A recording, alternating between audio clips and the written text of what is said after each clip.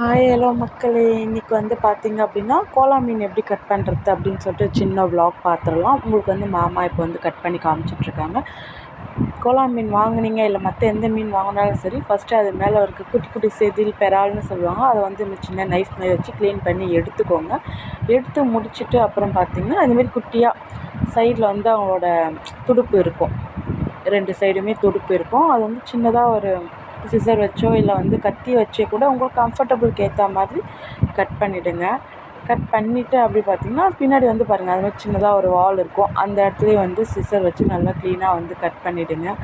Cut பண்ணிவிட்டு சின்னதாக பின்னாடி வால் இருக்குது பாருங்கள், குட்டியாக அந்த மாதிரியும் கட் பண்ணி முடிச்சிடுங்க. இந்த மாதிரி கட் பண்ணி முடிச்சுட்டு உங்களுக்கு ஏற்ற மாதிரி சின்ன சின்ன துண்டாக வந்து நீங்கள் கட் பண்ணிக்கலாம். இது வந்து அண்ணா அவங்களுக்காக வந்து சும்மா ஒரு மீன் எடுத்து கட் பண்ணி காமிச்சிட்ருக்காங்க. நாங்கள் வந்து ஒரு 2 கேஜி எடுத்தோம், எங்கள் ஃபேமிலி கொஞ்சம் பெருசுன்றதுனால.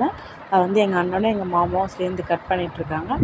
அதுக்கு பாருங்கள், தலைக்கிட்ட வந்து இந்தமாரி இது இருக்கும், செதில் இருக்கும். அந்த செதில் வந்து கத்தி வச்சு கட் பண்ணாலும் சரி, இல்லை கையிலேயே கூட சில பேர் எக்ஸ்பீரியன்ஸான ஆளுங்களாம் வந்து கட் பண்ணி எடுத்துருவாங்க.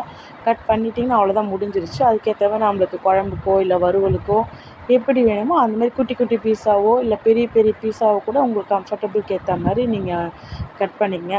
நடுவில் வந்து தஷ்வந்த் என் தங்கச்சி பையன் வந்து வேறு காமெடி பண்ணிகிட்ருந்தார், அவரோட விலாகு பின்னாடியே வந்துட்டுருக்கோம்.